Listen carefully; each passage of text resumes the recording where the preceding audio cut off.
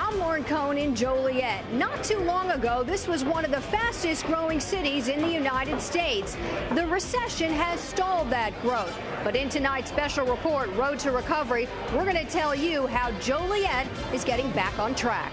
It could be bad news for Rob Blagojevich. A judge has decided that the wiretaps against one of his co-defendants were done legally, and the decision gives us a peek at just how the feds do it.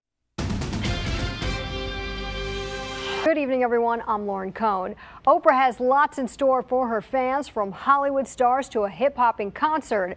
But the TV diva says there's something even bigger than that. Governor Quinn took a different approach to the holiday. He went to the Congress Hotel in Chicago, where workers are on strike. Now, this isn't your typical picket line. Workers from the Congress have been on strike for 6 years. The governor walked into the lobby and called on the hotel to make a deal. Well, coming up in sports, the Cubs and the Sox celebrate Labor Day with wins, and the Bears' Peanut Tillman was back on the practice field. County Sheriff Tom Dart has announced he's running for re-election. Dart's name had been mentioned as a possible candidate for the U.S. Senate seat held by Roland Burris, or for president of the Cook County Board. Justice Sonia Sotomayor officially took her seat on the Supreme Court during a ceremony in the nation's capital.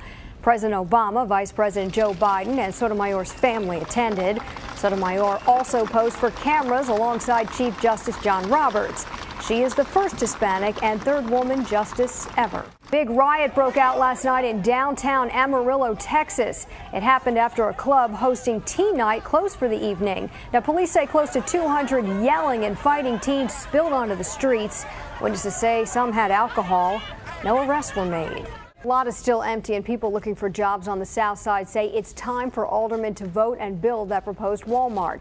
Darlene Hill is live at the site with more on why some city officials say the jobs are needed, but that store may never be built. Blagojevich's attorneys were back in court today, but one of the recent additions to their team is now off the case. Our legal analyst Larry Yellen has the story from the courtroom. A major California lettuce grower has recalled cartons of romaine lettuce that were shipped to 29 states, including right here in Illinois. The company Tanamura & Antle is concerned the lettuce may be tainted with salmonella. The company recalled 22,000 cartons of romaine lettuce that were sold to retail, wholesale, and food service outlets. No illnesses have been reported. It's a Craigslist dream wedding in the making. A bartering bride created an ad offering her talents and hard work in exchange for wedding services. Now, in the ad, she says she can sew drapes, babysit, mow lawns, and the list goes on. Her best friend bought her the wedding gown and the bridesmaids' dresses, and since the ad first ran last month, others have offered services too. Thank you. You can get more information on those stories on our website, myfoxchicago.com. We have Amy's 7-day forecast next. Plus, the Sky High delivery, the tallest order ever. That's next in the closer. Amy, I have decided to boycott the umbrella tomorrow, just in hopes that it's not going to rain. All right, well, we are back here live in Grant Park. Cohn, along with David Navarro, as they continue to set up here and wait for that 8:30 rush of people that are going to fill the field behind us. But one of the hot races that we've been looking at for weeks now, months, is the Cook County State's Attorney's Office. And what's very interesting about that is that Governor Rendell had a history backing the Clintons, and he has backed Barack Obama, and a lot of people in that state really respect Governor Rendell and tend to vote in his direction. So we will see, because it is a close race tonight. You know, we've talked a lot about in this campaign, what is it all about?